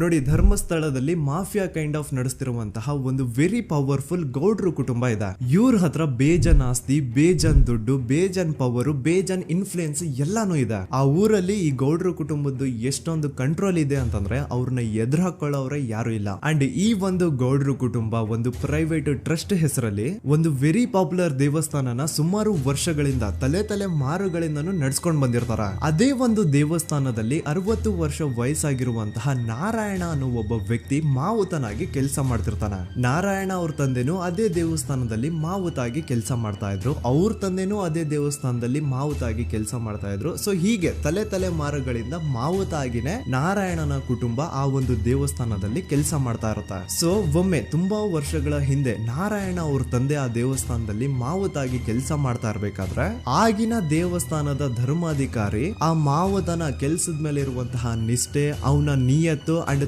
ತಲೆಮಾರುಗಳಿಂದ ಅವರು ದೇವಸ್ಥಾನಕ್ಕೆ ಸಲ್ಲಿಸ್ತಿರುವಂತಹ ಸೇವೆನ ಮೆಚ್ಚಿ ಆ ಧರ್ಮಾಧಿಕಾರಿ ಆ ನಾರಾಯಣ ಅವ್ರ ತಂದೆ ಆ ಮಾವುತನಿಗೆ ಒಂದು ಜಮೀನ ಕೊಡ್ತಾರೆ ಆಸ್ ಎ ಗಿಫ್ಟ್ ಆಗಿ. ಸೊ ಈಗ ಫ್ಲಾಶ್ ಬ್ಯಾಕ್ ಇಂದ ಒಂದ್ ಸ್ವಲ್ಪ ಮುಂದೆ ಬರುವ 2010-11ರಲ್ಲಿ ಯಾವೊಂದು ಜಮೀನ ಆಗಿನ ಧರ್ಮಾಧಿಕಾರಿ ನಾರಾಯಣ ಅವ್ರ ತಂದೆಗೆ ಆಸ್ ಎ ಗಿಫ್ಟ್ ಆಗಿ ಕೊಟ್ಟಿದ್ರು, ಈಗ ನಾರಾಯಣ ಅವ್ರ ತಂದೆ ಸತ್ ಹೋಗಿ ಆ ಒಂದು ಜಮೀನು ನಾರಾಯಣ ಹೆಸರಿಗೆ ಆಗಿರುತ್ತೆ. ಅಂಡ್ ಆಗಷ್ಟೇ ಗೊತ್ತಾಗುತ್ತೆ ಆ ಜಮೀನ ವೆರಿ ಆಪೋಸಿಟ್ ಒಂದು ದೊಡ್ಡ ಹೈವೇ ಬರ್ತಿದೆ ಅಂಡ್ ಅದರಿಂದ ಜಮೀನ ರೇಟು 10 ಪಟ್ಟು ಜಾಸ್ತಿ ಆಗುತ್ತೆ ಅಂತ. ಸೊ ಈ ವಿಷಯ ಗೊತ್ತಾಗಿ ನೋಡಿ ದಾನ ಮಾಡದಂತಹ ಧರ್ಮಾಧಿಕಾರಿ ಅಂತೂ ಸತ್ ಹೋದ್ರು, ಆದ್ರೆ ಅವ್ರ ಮುಂದಿನ ಪೀಳಿಗೆ ಅವ್ರಿಗೆ ಈ ಜಮೀನ್ ಮೇಲೆ ಕಣ್ಬಿದ್ದು ನಾರಾಯಣ ಅವ್ರ ಹತ್ರ ಆ ಜಾಗನ ವಾಪಸ್ ಕೇಳ್ತಾರ. ಆದ್ರೆ ನಾರಾಯಣ ಕೊಡಲ್ಲ. ಇಲ್ಲ ನಾನ್ ಯಾಕೆ ಕೊಡ್ಲಿ, ನಮ್ ತಂದೆಯಿಂದ ಸಿಕ್ಕಿರುವಂತಹ ಜಮೀನ್ ಇದು, ನಮ್ ತಂದೆಯ ಕೊನೆ ಗುರುತು ಇದು ನನ್ನ ಹತ್ರ ಇರೋದು, ಸೊ ಇದನ್ನ ನಾನ್ ಯಾವುದೇ ಕಾರಣಕ್ಕೂ ಬಿಟ್ಕೊಡಲ್ಲ ಅಂತ ಆ ಗೌಡ್ರು ಕುಟುಂಬನ ನಾರಾಯಣ ಎದುರು ಹಾಕೋತಾರ. ಆಗ ಗೌಡ್ರು ಕುಟುಂಬದವ್ರಿಗೆ ಕೋಪ ಬಂದು ಅವ್ರೇನ್ ಮಾಡ್ತಾರೆ ಅಂದ್ರೆ ನಾರಾಯಣ ಮನೆಗೆ ನೀರಿನ ಸಪ್ಲೈ ಇರುತ್ತಲ್ವಾ ಅದನ್ನ ಬಂದ್ ಮಾಡ್ತಾರ, ಎಲೆಕ್ಟ್ರಿಸಿಟಿ ಸಪ್ಲೈನು ಕಟ್ ಆಫ್ ಮಾಡ್ತಾರ, ಊರಲ್ಲಿರುವಂತಹ ಎಲ್ಲಾ ಚರಂಡಿಗಳನ್ನ ಕ್ಲೀನ್ ಮಾಡಿ ಆ ಕಸ ಏನಿರುತ್ತೋ ಅದನ್ನ ತಂದು ನಾರಾಯಣ ಮನೆ ಮುಂದೆ ಹಾಕ್ತಾರ. ಇಷ್ಟೇ ಅಲ್ಲ, ನಾರಾಯಣ ಅವ್ರ ಹೆಂಡತಿ ಮಕ್ಕಳು ಎಲ್ಲಾದ್ರೂ ಆಚೆ ಹೋಗ್ತಾ ಬರ್ತಾ ಇದ್ರೆ ಅವ್ರನ್ನ ಕೆಟ್ಟದಾಗ ಬೈಯೋದು, ಹೊಡ್ಕೊಳ್ಳೋದು, ಬಡ್ಕೊಳ್ಳೋದೆಲ್ಲ ಮಾಡ್ತಿರ್ತಾರ. ಇಷ್ಟೆಲ್ಲ ಆಗ್ತಾ ಇದ್ರು ಸ್ಟಿಲ್ ನಾರಾಯಣ ಮಾತ್ರ ಆ ಜಾಗನ ಬಿಟ್ಕೊಡಲ್ಲ. ಆ ಜಾಗದಗೋಸ್ಕರ ನೀನ್ ಬೇಕಿದ್ರೆ ಇದನ್ನೆಲ್ಲ ಸಹಿಸ್ಕೊಂಡಿರಪ್ಪ, ನಮ್ ಕೈಲಂತೂ ಆಗಲ್ಲ ಅಂತ ನಾರಾಯಣನ ಹೆಂಡತಿ ಮಕ್ಕಳು ಅವನ್ನ ಬಿಟ್ಟು ಬೇರೆ ಊರಿಗೆ ಹೋಗ್ಬಿಡ್ತಾರ. ಈಗ ಮನೆಯಲ್ಲಿ ನಾರಾಯಣ ಅಂಡ್ 45 ವರ್ಷ ವಯಸ್ಸಿರುವಂತಹ ನಾರಾಯಣ ಅವ್ರ ತಂಗಿ ಯಮುನಾ ಅವ್ರು ಮಾತ್ರ ಇಬ್ರೇ ಇರ್ತಾ ಇದ್ರು. ಸೊ ಒಂದೊಳ್ಳೆ ಅವಕಾಶ ನೋಡ್ಕೊಂಡು 21 ಸೆಪ್ಟೆಂಬರ್ 2012 ಮನೆಯಲ್ಲಿ ನಾರಾಯಣ ಹಾಗೂ ಯಮುನಾ ಇರ್ಬೇಕಾದ್ರೆ ಯಾರೋ ಮನೆ ಒಳಗಡೆ ನುಗ್ಗಿ ನಾರಾಯಣನ್ಗೆ ಹೊಡೆದು ಯಮುನಾಗೂ ಸಹ ಹೊಡೆದು ನಂತರ ಅವಳು ಮಾಡಿ ದೆನ್ ನಾರಾಯಣ ಹಾಗೂ ಯಮುನನ ತಲೆನ ಒಂದು ರುಬ್ಬಗುಂಡಿಂದ ಚಚ್ಚಿ ಸಾಯಿಸ್ಬಿಡ್ತಾರ. ಈ ಕೊಲೆ ಆಗಿದ್ದು ಕಳ್ಳತನಗೋಸ್ಕರ ಅಂತ ಪೊಲೀಸ್ ಅವರು ತಮ್ಮ ರಿಪೋರ್ಟ್ ಅಲ್ಲಿ ಬರೀತಾರ. ಆದ್ರೆ ಪಾಯಿಂಟ್ ಏನ್ ಗೊತ್ತಾ, ಆ ಮನೇಲಿ ಒಂದ್ ಸ್ವಲ್ಪನೂ ಹಣ ಆಗ್ಲಿ ಅಥವಾ ಬಂಗಾರ ಆಗ್ಲಿ ಕಳ್ಳತನ ಆಗಿರಲ್ಲ. ಕಳ್ಳತನ ಆಗಿರೋದು ಕೇವಲ ಆ ಮೇನ್ ರೋಡ್ ಅಲ್ಲಿ ಇದ್ದಂತಹ ಪ್ರಾಪರ್ಟಿ ಪೇಪರ್ಸ್. ಎಂತ ಕೋಇನ್ಸಿಡೆನ್ಸ್ ನೋಡಿ, ಯಾವ ಒಂದು ಜಮೀನಿನ ಪತ್ರ ನಾರಾಯಣ ಮನೆಯಿಂದ ಕಳ್ಳತನ ಆಗಿದ್ವೋ ಅದೇ ಒಂದು ಜಮೀನಲ್ಲಿ 10 ವರ್ಷ ಆದ ನಂತರ ಒಂದು ದೊಡ್ಡ ಹೋಟೆಲ್ ಸ್ಥಾಪನೆ ಆಗುತ್ತೆ ಅಂಡ್ ಆ ಹೋಟೆಲ್ ನ ಇನಾಗ್ರೇಷನ್ ಗೆ ಚಿಕ್ಕ ಗೌಡ್ರು ಬರ್ತಾರ. ಸೊ ಈಗೇನು ನಾರಾಯಣ ಹಾಗೂ ಯಮುನನ ಕೊಲೆ ಆಗಿದ್ಯೋ ಇದಾಗಿದ್ದು 20 ದಿನ ಆದ್ಮೇಲೆ ಸೌಜನ್ಯ ಜೊತೆ ಅಂತ ನಿರ್ದಯ ಘಟನೆ ಆಗಿದ್ದು. ಸೊ ಪೊಲೀಸ್ ಅವರು ಸೌಜನ್ಯ ಕೇಸಲ್ಲಿ ಸಂತೋಷ್ ರಾವ್ನ ಫಿಟ್ ಮಾಡೋದಲ್ದೆ ಈ ಒಂದು ನಾರಾಯಣ ಹಾಗೂ ಯಮುನಾ ಕೇಸಲ್ಲೂ ಸಹ ಸಂತೋಷ್ ರಾವ್ನೆ ಫಿಟ್ ಮಾಡಿರ್ತಾರ. ಇಲ್ಲಿ ಡೇಟ್ಸ್ ನ ಸ್ವಲ್ಪ ನೆನ್ಪಿಟ್ಕೊಳ್ಳಿ. ನಾರಾಯಣ ಹಾಗೂ ಯಮುನನ ಕೊಲೆ ಆಗಿದ್ದು 21 ಸೆಪ್ಟೆಂಬರ್ 2012 ಅಂಡ್ ಸಂತೋಷ್ ರಾವ್ ಧರ್ಮಸ್ಥಳ ಬಂದಿದ್ದು 9 ಅಕ್ಟೋಬರ್ 2012, 20 ದಿನ ಆದ್ಮೇಲೆ. ಸೊ ನಾರಾಯಣ ಹಾಗೂ ಯಮುನನ ಕೊಲೆ ಆದಾಗ ಊರಲ್ಲೇ ಇಲ್ದೆ ಎಲ್ಲೋ ಶೃಂಗೇರಿಯಲ್ಲಿ ಯಾವುದೋ ಒಂದು ಹೋಟೆಲ್ ಅಲ್ಲಿ ಕೆಲಸ ಮಾಡ್ತಿದ್ದಂತಹ ಸಂತೋಷ್ ರಾವ್ ಹೇಗೆ ಈ ಒಂದು ಕೇಸಲ್ಲಿ ಆರೋಪಿ ಆಗ್ತಾನೆ? ಸೊ ಇದೇ ಒಂದು ಪಾಯಿಂಟ್ ನ ನೋಟಿಸ್ ಮಾಡಿ ಗಿರೀಶ್ ಮುಟ್ಟಣ್ಣನವರು ಧರ್ಮಸ್ಥಳಕ್ಕೆ ಬಂದು ಸಂತೋಷ್ ನ ಲಾಯರ್ ಜೊತೆ ಡಿಸ್ಕಸ್ ಮಾಡ್ತಾರ. ದೆನ್ ಫೈನಲಿ ಏನೋ ತಪ್ಪು ಮಾಡದೆ ಸುಳ್ಳು ಆರೋಪಗಳಿಂದ ಕರಪ್ಟ್ ಪೊಲೀಸ್ ಆಫೀಸರ್ಸ್ ನ ಮಿಸ್ಲೀಡಿಂಗ್ ಇನ್ವೆಸ್ಟಿಗೇಷನ್ ಇಂದ ಸಂತೋಷ್ ರಾವ್ ತನ್ನ ಜೀವನದ 8-10 ವರ್ಷನ ಜೈಲಲ್ಲಿ ಕಳೆದು ಫೈನಲಿ ರಿಲೀಸ್ ಆಗ್ತಾನೆ. ಒಂಥರ ಈ ಕೇಸಿಂದ ಸಂತೋಷ್ ರಾವ್ನ ಇಡೀ ಲೈಫೇ ಸ್ಪಾಯ್ಲ್ ಆಗೋಯ್ತು. ಈಗ ಸಂತೋಷ್ ರಾವ್ ರಿಯಲ್ ಆರೋಪಿ ಅಲ್ಲ ಅಂತ ಕೋರ್ಟ್ ಅಲ್ಲಿ ಪ್ರೂವ್ ಆಯ್ತು. ಹಾಗಿದ್ರೆ ರಿಯಲ್ ಆರೋಪಿ ಯಾರು? ಪೊಲೀಸ್ ಅವರು ಯಾಕೆ ಕೇಸಲ್ಲಿ ಇಷ್ಟೊಂದು ಅನ್ಫೇರ್ ಇನ್ವೆಸ್ಟಿಗೇಷನ್ ಮಾಡಿದ್ರು? ಯಾರ ರಿಯಲ್ ಹೆಸರನ್ನ ಮುಚ್ಚಿಡ್ಲಿಕ್ಕೆ ಪೊಲೀಸ್ ಆಫೀಸರ್ಸ್ ಈ ಒಂದು ಕೇಸಲ್ಲಿ ಸಂತೋಷ್ ರಾವ್ನ ಸಿಗ್ಹಾಕ್ಸಿದ್ರು? ಇದೆಲ್ಲ ಥಿಂಕ್ ಮಾಡ್ತಾ ಹೋದ್ರೆ ನೋಡಿ ಆ ಊರಲ್ಲಿ ಆ ಪೊಲೀಸ್ ಆಫೀಸರ್ಸ್ಗೆ ಲಂಚ ಕೊಡೋಷ್ಟು, ಒಂದು ಪೊಲೀಸ್ ಇನ್ವೆಸ್ಟಿಗೇಷನ್ ನ ಸ್ಟಾಪ್ ಮಾಡೋಷ್ಟು ಅಥವಾ ಇನ್ವೆಸ್ಟಿಗೇಷನ್ ನ ಮಿಸ್ಲೀಡ್ ಮಾಡೋಷ್ಟು ಇನ್ಫ್ಲುಯೆನ್ಸ್ ಆಗ್ಲಿ, ಪವರ್ ಆಗ್ಲಿ ಅಥವಾ ಮನಿ ಆಗ್ಲಿ ಊರಿನ ಗೌಡ್ರು ಹತ್ರ ಮಾತ್ರ ಇದ್ದಿದ್ದು. ಸೊ ಈಗ ಸಂಶಯದ ಮುಳ್ಳು ಗೌಡ್ರು ಕಡೆ ತಿರುಗುತ್ತಾ. ನೋಡಿ ಪೊಲೀಸ್ ಅವರು ಸುಮ್ನೆ ಸಂತೋಷ್ ರಾವ್ನ ನಾರಾಯಣ ಹಾಗೂ ಯಮುನಾ ಕೇಸಲ್ಲಿ ಫಿಟ್ ಮಾಡಿದ್ರು. ಈಗ ಆ ಒಂದು ಕೊಲೆ ಪ್ರಕರಣಕ್ಕೂ ಸಂತೋಷ್ ರಾವ್ಗೂ ಏನು ಸಂಬಂಧನ ಇರ್ಲಿಲ್ಲ. ಹಂಗೆ ಥಿಂಕ್ ಮಾಡಿ ನಾರಾಯಣ ಸತ್ರೆ ಅಥವಾ ಅವನ ತಂಗಿ ಯಮುನಾ ಸತ್ರೆ ಯಾರಿಗ ಅಡ್ವಾಂಟೇಜ್ ಆಗುತ್ತೆ? ಊರಿನ ಗೌಡ್ರಿಗೆ, ಯಾಕಂದ್ರೆ ಅವ್ರಿಗ ಜಮೀನ್ ಸಿಗುತ್ತಾ. ಸೊ ಈಗ ನಾರಾಯಣ ಹಾಗೂ ಯಮುನಾ ಕೇಸಲ್ಲಿ ಸಂತೋಷ್ ರಾವ್ ಆರೋಪಿ ಅಲ್ಲ ಅಂತ ಪ್ರೂವ್ ಆದ್ಮೇಲೆ ಹಾಗಿದ್ರೆ ಆ ಕೊಲೆ ಮಾಡ್ದವ್ರು ಯಾರು ಅಂತ ಹಾಗೆ ಥಿಂಕ್ ಮಾಡಿದ್ರೆ ಗಿರೀಶ್ ಮುಟ್ಟಣ್ಣನವರಿಗೆ ಆ ಊರಿನ ಗೌಡ್ರ ಮೇಲೆ ಡೌಟ್ ಬರುತ್ತೆ. ಅದೇ ಒಂದು ಡೌಟ್ ಅಲ್ಲಿ ಗಿರೀಶ್ ಮುಟ್ಟಣ್ಣನವರು ಮಹೇಶ್ ತಿಮ್ರೊಡ್ಡಿ ಅಂತ ಇನ್ನೊಬ್ರ ಜೊತೆ ಸೇರ್ಕೊಂಡು ಈ ಹಿಂದೆ ಆ ಒಂದು ಊರಲ್ಲಿ ಆ ಧರ್ಮಸ್ಥಳದಲ್ಲಿ ಈ ಊರಿನ ಗೌಡ್ರು ಯಾವ್ದಾವ್ದೆಲ್ಲ ಕ್ರೈಮ್ಗಳು ಮಾಡಿದಾರೆ ಅಂತ ಊರಿನ ಜನರಿಂದ ತಿಳ್ಕೊತಾರ. ನಂತರ ಆ ಊರಿನ ಜನ ಯಾವ್ದಾವ್ದೆಲ್ಲ ಮ್ಯಾಟರ್ಸ್ ಹೇಳಿದ್ರು ಆ ಕೇಸ್ ಫೈಲ್ಸ್ ನೆಲ್ಲ ತಿರುಗಿಸಿ ಮುರುಗಿಸಿ ನೋಡಿದಾಗ ನೀವು ನಂಬಲ್ಲ, ಸೌಜನ್ಯ ಕೇಸ್ ಏನೇನು ಅಲ್ಲ, ಅದಕ್ಕಿಂತ ಭೀಕರ ಕೊಲೆಗಳು ಧರ್ಮಸ್ಥಳದಲ್ಲಿ ಆಗಿವೆ ಅಂಡ್ ಎಲ್ಲಾ ಕೊಲೆಗಳ ಹಿಂದೆ ಗೌಡ್ರು ಕುಟುಂಬದ್ದೇ ಕೈ ಇದೆ ಅಂತ ಎದ್ದು ಕಾಣಿಸುತ್ತೆ. 1977 ವೇದಾವಲ್ಲಿ ಕೇಸ್. ಧರ್ಮಸ್ಥಳ ಹತ್ತಿರ SDM ಪ್ರೈಮರಿ ಅಂಡ್ ಹೈಸ್ಕೂಲ್ ಅಂತ ಒಂದು ಸ್ಕೂಲ್ ಇರುತ್ತೆ ಅಂಡ್ ಈ ಒಂದು ಪ್ರೈವೇಟ್ ಸ್ಕೂಲ್ ಬೇರೆ ಯಾರ್ದು ಅಲ್ಲ, ಆ ಗೌಡ್ರ ಕುಟುಂಬದ. ಈ ಸ್ಕೂಲ್ ಅಲ್ಲಿ 1977 ಅಲ್ಲಿ ವೇದಾವಲ್ಲಿ ಅಂತ ಒಬ್ರು ಟೀಚರ್ ವರ್ಕ್ ಮಾಡ್ತಿರ್ತಾರ. ವೇದಾವಲ್ಲಿ ಆ ಟೀಚರ್ ಜಾಬ್ಗೆ ತುಂಬಾನೇ ಓವರ್ ಕ್ವಾಲಿಫೈಡ್. ಅವರ ಕ್ವಾಲಿಫಿಕೇಶನ್ಸ್ ನ ಗಮನದಲ್ಲಿ ಇಟ್ಕೊಂಡ್ರೆ ಅವ್ರಿಗೆ HM ಅಥವಾ ಪ್ರಿನ್ಸಿಪಲ್ ನ ಪೋಸ್ಟ್ ಸಿಗ್ಬೇಕು. ಆದ್ರೂ ಸಹ ವೇದಾವಲ್ಲಿ ಆಸ್ ಎ ಟೀಚರ್ ಆಗಿನೇ ಕೆಲಸ ಮಾಡ್ಕೊಂಡು ಹೋಗ್ತಿರ್ತಾರ.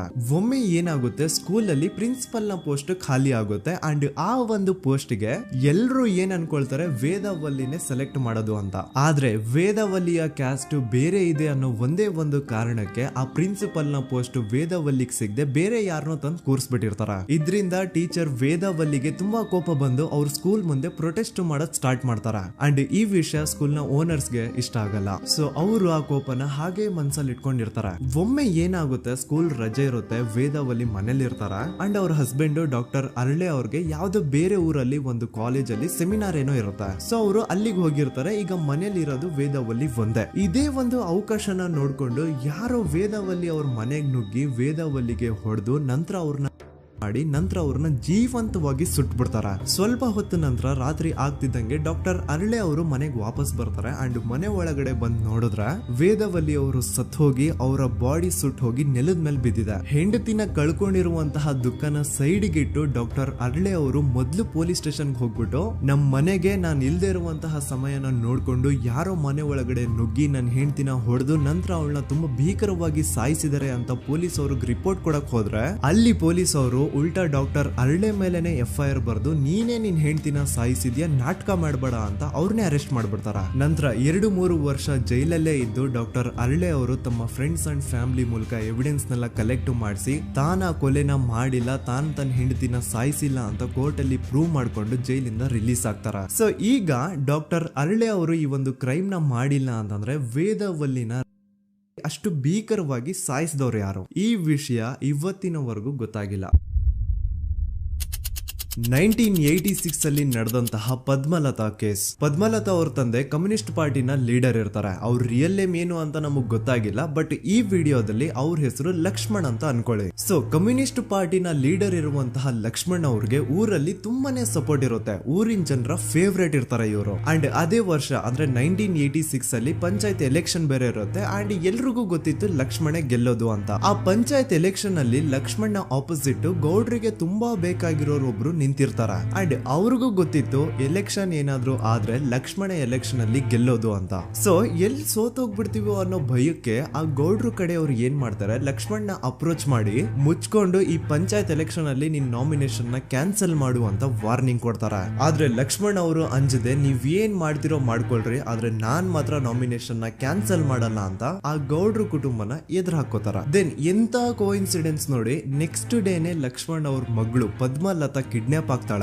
ಸುಮಾರು 56 ದಿನ ಅವಳನ್ನ ಯಾರೋ ಕಿಡ್ನಾಪ್ ಮಾಡ್ತಾರೆ ಅಂಡ್ ಆ 56 ದಿನ ಡೈಲಿ ಅವಳನ್ನ ಶೋಷಣೆ ಕೂಡ ಮಾಡ್ತಾರೆ. ನಂತರ 56 ದಿನ ಆದ್ಮೇಲೆ ಪದ್ಮಲತನ ಬಾಡಿ ನೇತ್ರಾವತಿ ನದಿಲಿ ತೇಲ್ತಾ ಸಿಗುತ್ತಾ. ಆಸ್ ಎಕ್ಸ್ಪೆಕ್ಟೆಡ್ ಈ ಕೇಸಲ್ಲೂ ಪೊಲೀಸ್ ಅವ್ರ ಕಡೆಯಿಂದ ಪ್ರಾಪರ್ ಇನ್ವೆಸ್ಟಿಗೇಷನ್ ಆಗಲ್ಲ ಅಂಡ್ ಯಾರ್ ಪದ್ಮಲತನ ಕಿಡ್ನಾಪ್ ಮಾಡಿದ್ರು, ಯಾರು ಅವಳನ್ನ 15 ದಿನವರೆಗೂ ಶೋಷಣೆ ಮಾಡಿ ನಂತರ ಅವಳನ್ನ ಅಷ್ಟು ಭೀಕರವಾಗಿ ಸಾಯಿಸಿದ್ರು ಅಂತ ಇವತ್ತಿನ ದಿನದವರೆಗೂ ಗೊತ್ತಾಗಿಲ್ಲ. ಮತ್ತೆ ನಮಗೆ ಗೊತ್ತಾದದು 22ಕ್ಕೆ ಸ್ಕೂಲ್ ಡೇ 56 ದಿನ ಕಳೆದು ಹೊಳೆಯಲ್ಲಿ ಹೆಣ ಉಂಡು ಎಂದು ಕೇಳಿ ಪೊಲೀಸಿನರು ಬರುವಾಗ ಬಂದು ಹೇಳುವಾಗ ನಮಗೆ ಗೊತ್ತಾದ. ಅವರು ನನ್ನನ್ನು ಕರ್ಕೊಂಡು ಹೋಗಿ ಅಲ್ಲಿ ಹೋಗಿವೆ. ಇನ್ನೊಂದು ಲಾಸ್ಟ್ ಕೇಸ್ ಇದೆ, ಇದು ಅರ್ಲಿ 2000 ಅಲ್ಲಿ ನಡೆದಿರೋದು. ಇವ್ರದ್ದು ಅಷ್ಟಾಗಿ ಡೀಟೇಲ್ಸ್ ನಾನು ಹೇಳಲ್ಲ, ಜಸ್ಟ್ ಮೇಲ್ ಹೇಳ್ತೀನಿ. 2000 ಇಸ್ವಿಯಲ್ಲಿ ಧರ್ಮಸ್ಥಳದಲ್ಲಿ 2 ಫಿನಾನ್ಸ್ ಬ್ಯಾಂಕ್ ಇರ್ತಾವೆ. ಒಂದು ಅಗೇನ್ ರಿಯಲ್ ನೇಮ್ ತಗೊಳ್ಳೋದು ಬೇಡ, ಲೈಕ್ ಜಸ್ಟ್ ಸಹಕಾರ ಗ್ರಾಮೀಣ ಬ್ಯಾಂಕ್ ಅನ್ಕೊಳ್ಳಿ. ಅಂಡ್ ಇನ್ನೊಂದು ಬಂದ್ಬಿಟ್ಟು SDM ಫೈನಾನ್ಸ್ ಪ್ರೈವೇಟ್ ಲಿಮಿಟೆಡ್. ಈ SDM ಫೈನಾನ್ಸ್ ಪ್ರೈವೇಟ್ ಲಿಮಿಟೆಡ್ ಬಂದು ಗೌಡ್ರು ಕುಟುಂಬ ಅವ್ರಿಗೆ ಸೇರಿದ್ದು. ಆ ಕಡೆ ಇವ್ರ ಆಪೋಸಿಟ್ ಏನದು ಗ್ರಾಮೀಣ ಬ್ಯಾಂಕ್ ಇತ್ತು, ಅದರಲ್ಲಿ ಒಬ್ಬ ಮ್ಯಾನೇಜರು ಬಡವ್ರಿಗೆ ಸಹಾಯ ಆಗ್ಲಿ ರೈತರಿಗೆ ಸಹಾಯ ಆಗ್ಲಿ ಅಂತ ತುಂಬಾ ಕಡಿಮೆ ಬಡ್ಡಿಗೆ ಲೋನ್ ಕೊಡ್ತಿರ್ತಾನೆ. ಇದರಿಂದಾಗಿ ಧರ್ಮಸ್ಥಳದಲ್ಲಿ ಆಲ್ಮೋಸ್ಟ್ ಎಲ್ಲಾ ಕಸ್ಟಮರ್ಸ್ ಆ ಗ್ರಾಮೀಣ ಬ್ಯಾಂಕ್ ಕಡೆಗೆ ಹೋಗ್ತಿರ್ತಾರ. SDM ಫೈನಾನ್ಸ್ ಪ್ರೈವೇಟ್ ಲಿಮಿಟೆಡ್ ಕಡೆಗೆ ಯಾರು ಬರ್ತಿರಲ್ಲ. ಇದರಿಂದ ಗೌಡ್ರಿಗೆ ಲಾಸ್ ಆಗ್ತಿರುತ್ತಾ. ಸೊ ಅವ್ರೇನ್ ಮಾಡ್ತಾರೆ, ಆ ಗ್ರಾಮೀಣ ಬ್ಯಾಂಕ್ ನ ಮ್ಯಾನೇಜರ್ ಏನಿದ್ನೋ ಅವನ್ಗೆ ಒಂದು ಸ್ವೀಟ್ ವಾರ್ನಿಂಗ್ ಕೊಡ್ತಾರ. ಮುಚ್ಕೊಂಡು ಇನ್ಮೇಲೆ ಇಂದ ನಿನ್ ಲೋನ್ಸ್ ಕೊಡೋದನ್ನ ನಿಲ್ಸ್ಬಿಡು. ಇನ್ ಕೇಸ್ ಲೋನ್ ಕೊಟ್ರು ನಾವ್ ಯಾವ ಇಂಟ್ರೆಸ್ಟ್ ರೇಟ್ ಗೆ ಲೋನ್ ನ ಕೊಡ್ತಾ ಇದೀವೋ ಅದೇ ರೇಟ್ ಗೆ ನೀನು ಕೊಡುವ ಅಂತ ಫೋರ್ಸ್ ಮಾಡ್ತಾರ. ಆದ್ರೆ ಆ ಗ್ರಾಮೀಣ ಬ್ಯಾಂಕ್ ನ ಮ್ಯಾನೇಜರ್ ಇದ್ಯಾವುದನ್ನು ಕಿವಿಗೆ ಹಾಕೊಳ್ಳಾರ್ದೆ ಅವನ್ ಕೆಲಸ ಅವ್ನ್ ಮಾಡ್ಕೊಂಡು ಹೋಗ್ತಾನ. ದೆನ್ ಸಡನ್ಲಿ ಒಂದು ದಿನ ಬ್ಯಾಂಕ್ ಮ್ಯಾನೇಜರ್ ನ ಹೆಂಡತಿನ ಮನೆ ಒಳಗಡೆನೆ ನುಗ್ಗಿ ಯಾರು ಮಾಡಿ ತುಂಬಾ ಭೀಕರವಾಗಿ ಸಾಯಿಸ್ಬಿಡ್ತಾರ. ಇದರ ರಿಗಾರ್ಡಿಂಗ್ ಆ ಬ್ಯಾಂಕ್ ಮ್ಯಾನೇಜರ್ ಪೊಲೀಸ್ ಸ್ಟೇಷನ್ ಅಲ್ಲಿ ಕಂಪ್ಲೇಂಟ್ ಕೊಡಕ್ ಹೋದ್ರೆ ಪೊಲೀಸ್ ಅವರು ಉಲ್ಟಾ ಆ ಬ್ಯಾಂಕ್ ಮ್ಯಾನೇಜರ್ ಹೆಸರಲ್ಲೇ FIR ಬರ್ದು ನೀನೇ ನಿನ್ ಹೆಂಡತಿನ ಸಾಯಿಸಿದ್ಯಾ ಅಂತ ಅವನ್ನೇ ಅರೆಸ್ಟ್ ಮಾಡ್ಬಿಡ್ತಾರ. ನಂತರ 1-2-3 ವರ್ಷ ಆ ಬ್ಯಾಂಕ್ ಮ್ಯಾನೇಜರ್ ಜೈಲಲ್ಲಿ ಇರ್ತಾನೆ. ಅದಾದ್ಮೇಲೆ ಅವನ ಕ್ರೈಮ್ ನ ಮಾಡಿಲ್ಲ ಅಂತ ಕೋರ್ಟ್ ಅಲ್ಲಿ ಪ್ರೂವ್ ಆಗುತ್ತೆ. ಆದ್ರೆ ರಿಯಲ್ ಕ್ರೈಮ್ ಮಾಡಿದವರು ಯಾರು ಅಂತ still it's A question mark. And ಇನ್ನೊಂದು ನಾರಾಯಣ ಅಂಡ್ ಯಮುನಾ ಕೇಸ್ ಬಗ್ಗೆ ಅಂತೂ ನಾನು ಆಗ್ಲೇ ನಿಮ್ಗೆ ಎಕ್ಸ್ಪ್ಲೇನ್ ಮಾಡಿದೆ. ಸೊ ಎಂತಹ ಕೋ ಇನ್ಸಿಡೆಂಟ್ಸ್ ಗಳು ನೋಡಿ, ಯಾರೆಲ್ಲ ಆ ಧರ್ಮಸ್ಥಳದಲ್ಲಿ ಗೌಡ್ರು ಕುಟುಂಬನ ಎದುರಾಕೊಂಡಿದಾರೋ ಅವ್ರ ಜೀವನದಲ್ಲಿ ಏನೋ ಒಂದು ತುಂಬಾ ದೊಡ್ಡ ದುರಂತ ನಡೆದು ಹೋಗುತ್ತಾ. ಅಂಡ್ ಸರ್ಪ್ರೈಸಿಂಗ್ಲಿ ಅವ್ರ ಕೇಸಲ್ಲಿ ಪೊಲೀಸ್ ಅವ್ರ ಕಡೆಯಿಂದ ಪ್ರಾಪರ್ ಇನ್ವೆಸ್ಟಿಗೇಷನ್ ಆಗಲ್ಲ. ಅಂಡ್ ಯಾರ ಆ ಕ್ರೈಮ್ ನ ಮಾಡಿದ್ರು ಅಂತ ಯಾವತ್ತೂ ಹೊರಗೆ ಬರೋದೇ ಇಲ್ಲ. ಸೊ ಈ ಗೌಡ್ರು ಕುಟುಂಬದವರು ಧರ್ಮಸ್ಥಳದಲ್ಲಿ ಬೇಜನ್ ಕರ್ಮಕಾಂಡಗಳನ್ನ ಮಾಡಿದ್ದಾರೆ. ಅಂಡ್ ಅವ್ರ ಪವರ್ ಅಂಡ್ ಅವ್ರಿಗಿರುವಂತಹ ಇನ್ಫ್ಲೂಯೆನ್ಸ್ ಇಂದ ಆ ಎಲ್ಲಾ ಕೇಸ್ ನ ಮುಚ್ಚಾಕಿದ್ದಾರೆ ಅಂತ ಮಹೇಶ್ ಹಾಗೂ ಗಿರೀಶ್ ಮುಟ್ಟಣ್ಣನವರ ಹೇಳಿಕೆ ಆಗಿದೆ. ಸೊ ಗೌಡ್ರು ಫ್ಯಾಮಿಲಿನ ಟ್ರ್ಯಾಕ್ ರೆಕಾರ್ಡ್ ನೋಡಿದ್ರೆ ಧರ್ಮಸ್ಥಳದಲ್ಲಿ ಒಂದು ಹುಡುಗಿನ ರೇಪ್ ಅಂಡ್ ಮರ್ಡರ್ ಮಾಡಿ ದೆನ್ ಪೊಲೀಸ್ ಅವ್ರಿಗೆ ಲಂಚ ಕೊಟ್ಟು ಇನ್ವೆಸ್ಟಿಗೇಷನ್ ನ ಮಿಸ್ಲೀಡ್ ಮಾಡೋಷ್ಟು ಪವರ್ ಇನ್ಫ್ಲೂಯೆನ್ಸ್ ಈ ಗೌಡ್ರು ಕುಟುಂಬಕ್ಕೆ ಮಾತ್ರ ಇರೋದು. ಈಗ ಸಂತೋಷ್ ರಾವ್ ಅಂತೂ ಸೌಜನ್ಯ ಕೇಸಲ್ಲಿ ಆರೋಪಿ ಅಲ್ಲ ಅಂತ ಪ್ರೂವ್ ಆಯ್ತು. ಹಾಗಿದ್ರೆ ರಿಯಲ್ ಆರೋಪಿ ಯಾರು? ನೆನಪು ಮಾಡ್ಕೊಳ್ಳಿ, 11 ಅಕ್ಟೋಬರ್ 2012 ಸಂಜೆ 5 ಗಂಟೆ ಹಾಗೆ ಬಾಹುಬಲಿ ಬೆಟ್ಟದಲ್ಲಿ ಸಂತೋಷ್ ರಾವ್ ತನ್ನ ಪಾಡಿಗೆ ತಾನು ಸೀನರೀಸ್ ನ ಎಂಜಾಯ್ ಮಾಡ್ಕೊಂಡು ಸುಮ್ಮನೆ ಕೂತಿರ್ಬೇಕಾದ್ರೆ ಅವನ ಹತ್ರ 5 ಜನ ಕಿಡಿಗೇಡಿಗಳು ಬಂದು ಜಗಳ ತೆಗಿತಾರ. ಆ 5 ಜನ ಕಿಡಿಗೇಡಿಗಳು ಯಾರು ಅಂತ ನಾನು ಇಲ್ಲಿವರೆಗೂ ನಿಮ್ಗೆ ಹೇಳಿಲ್ಲ. ಸೊ ಅವರು ಬೇರೆ ಯಾರು ಅಲ್ಲ, ಚಿಕ್ಕ ಗೌಡ್ರು ಮಗ ನಿಶಾಂತ್ ಜೈನ್ ನ ವೆರಿ ಕ್ಲೋಸ್ ಫ್ರೆಂಡ್ಸ್. ಅವ್ರು ದಣಿ ಮಾಡಿರುವಂತಹ ಕ್ರೈಮ್ ಅಲ್ಲಿ ಬೇರೆ ಯಾರನ್ನಾದ್ರೂ ಸಿಗಿಸ್ಬೇಕಲ್ಲ ಅಂತ ಇವ್ರು ಬಕ್ರ ಹುಡುಕ್ತಾ ಇರ್ಬೇಕಾದ್ರೆ ಆಗ ಇವ್ರಿಗೆ ಸಿಗೋದೆ ಸಂತೋಷ್ ರಾವ್. ಅಗೇನ್ ಇನ್ನೊಂದು ಎಂತ ಕೋಇನ್ಸಿಡೆನ್ಸ್ ನೋಡಿ, ಸಂತೋಷ್ ರಾವ್ ಸೌಜನ್ಯ ಕೇಸಲ್ಲಿ ಅರೆಸ್ಟ್ ಆದ ನಂತರ ಚಿಕ್ಕ ಗೌಡ್ರು ಮಗ ನಿಶಾಂತ್ ಜೈನು ದೇಶನೇ ಬಿಟ್ಟು ಹೋಗ್ಬಿಡ್ತಾನ. ಈ ಕೇಸಲ್ಲಿ ಚಿಕ್ಕ ಗೌಡ್ರು ಮಗ ಇನ್ವಾಲ್ವ್ಮೆಂಟ್ ಇದೆ ಅಂತ ಯಾರಿಗೂ ಡೌಟೇ ಬರ್ತಾ ಇರ್ಲಿಲ್ಲ. ಡೌಟ್ ಯಾವಾಗ ಬಂತು ಅಂದ್ರೆ ಆ 5 ಜನ ಕಿಡಿಗೇಡಿಗಳು ಯಾರು ಸಂತೋಷ್ನ ಈ ಒಂದು ಕೇಸಲ್ಲಿ ಸಿಗಾಕ್ಸಿದ್ರು ಆ 5 ಜನರಲ್ಲಿ ಒಬ್ಬ ರವಿ ಪೂಜಾರಿ ಅಂತಾನು ಇರ್ತಾನೆ. ಅವನ್ಗೆ ತಾನು ತಪ್ಪು ಮಾಡಿದೀನಿ ಅಂತ ಗಿಲ್ಟ್ ಕಾಡುತ್ತೋ ಅಥವಾ ಬೇರೆ ಏನೋ ಗೊತ್ತಿಲ್ಲ, ಆದ್ರೆ ಅವನೇ ಸ್ವತಃ ಪೊಲೀಸ್ ಅವ್ರ ಹತ್ರ ಹೋಗ್ಬಿಟ್ಟು ಸೌಜನ್ಯ ಕೇಸಲ್ಲಿ ನಿಜವಾದ ಆರೋಪಿ ಸಂತೋಷ್ ಅಲ್ಲ ಕಂಡ್ರು, ಅವನ್ನ ಸುಮ್ನೆ ಸಿಗಾಕ್ಸಿರೋದಷ್ಟೇ, ನಿಜವಾದ ಆರೋಪಿಗಳು ಚಿಕ್ಕ ಗೌಡ್ರು ಮಗ ನಿಶಾಂತ್ ಜೈನ್ ಅಂಡ್ ಅವನ್ ಫ್ರೆಂಡ್ಸ್ ಸೂರಜ್, ಕಿರಣ್ ಅಂಡ್ ಕಣ್ಮಣಿ ಅಂತ. ಈ ಎಲ್ಲಾ ವಿಷಯನ ರವಿ ಪೂಜಾರಿ ಪೊಲೀಸ್ ಅವ್ರಿಗೆ ತಿಳಿಸ್ತಾನೆ. ಅಗೇನ್ ಎಂತ ಒಂದು ಕೋಇನ್ಸಿಡೆನ್ಸ್ ನೋಡಿ, ಈ ವಿಷಯಗಳನ್ನ ಊರಿನ ಜನರು ಮುಂದೆ ಹೇಳಿದಂತಹ ರವಿ ಪೂಜಾರಿ ಆಕಸ್ಮಿಕವಾಗಿ ಸತ್ ಹೋಗ್ಬಿಡ್ತಾನೆ. ಇವನು ಹೇಳಿದ್ದು ನಿಜ ಅಂತ ಜನರಿಗೆ ಯಾವಾಗ ಕನ್ಫರ್ಮ್ ಆಗುತ್ತೆ ಅಂದ್ರೆ ಸೌಜನ್ಯಗೆ ತುಂಬಾ ಹತ್ರವಾದವ್ರು ಒಬ್ರು ಯಶೋಧ ಅನ್ನೋರು ಕೋರ್ಟ್ ಅಲ್ಲಿ ಬಂದ್ಬಿಟ್ಟು ಸೌಜನ್ಯ ಕೊಲೆ ಆಗಿದ್ದ ದಿನ ಆ ಒಂದು ಸ್ಪಾಟ್ ಅಲ್ಲಿ ನಾನು ಈ 3 ಜನರನ್ನ ನೋಡಿದ್ದೆ ಅಂತ ಸಾಕ್ಷಿ ಹೇಳ್ತಾರ. ಈಗ ಎಲ್ಲಾ ಡಾಟ್ಸ್ ನ ಕನೆಕ್ಟ್ ಮಾಡ್ತಾ ಹೋದ್ರೆ ಸೌಜನ್ಯ ಕೇಸ್ ಒಂದೇ ಅಲ್ಲ, ನಾರಾಯಣ ಹಾಗೂ ಯಮುನಾ ಕೇಸಲ್ಲೂ, ವೇದವಲ್ಲಿ ಕೇಸಲ್ಲೂ, ಆ ಬ್ಯಾಂಕ್ ಮ್ಯಾನೇಜರ್ ನ ಕೇಸಲ್ಲೂ ಹಾಗೂ ಪದ್ಮಲತಾ ಕೇಸಲ್ಲೂ ಸೀದಾ ಡೈರೆಕ್ಟ್ ಡೌಟ್ ಬರೋದೆ ಊರಿನ ಗೌಡ್ರ ಮೇಲೆ. I really want to appreciate Kudla rampage YouTube channel, third eye YouTube channel, Girish ಮುಟ್ಟಣ್ಣನವರು ಸರ್ ಹಾಗೂ ಮಹೇಶ್ ಅವರು ಅಂಡ್ ಆಲ್ ಅದರ್ಸ್. ಇವರ ಕಾನ್ಸ್ಟೆಂಟ್ ಎಫರ್ಟ್ಸ್ ಇಂದಾನೆ ಸತ್ಯ ಏನಂತ 1 by 1 ಹೊರಗೆ ಬರ್ತಿದೆ and they are trying their level best to catch real criminals. At present Soujanya case ಬಗ್ಗೆ ಅಪ್ಡೇಟ್ ಏನು ಅಂತಂದ್ರೆ ಹೈಕೋರ್ಟ್ ವರೆಗೂ ಈ ಒಂದು ಕೇಸ್ ಹೋಗಿದೆ ಅಂಡ್ ಈ ಕೇಸಲ್ಲಿ ಈಗ ಇನ್ನೊಮ್ಮೆ ಮತ್ತೆ ಫ್ರೆಶ್ ಆಗಿ ರೀಇನ್ವೆಸ್ಟಿಗೇಷನ್ ಸ್ಟಾರ್ಟ್ ಆಗಬೇಕು ಅಂತ ಹೋರಾಟ ನಡೀತಿದೆ.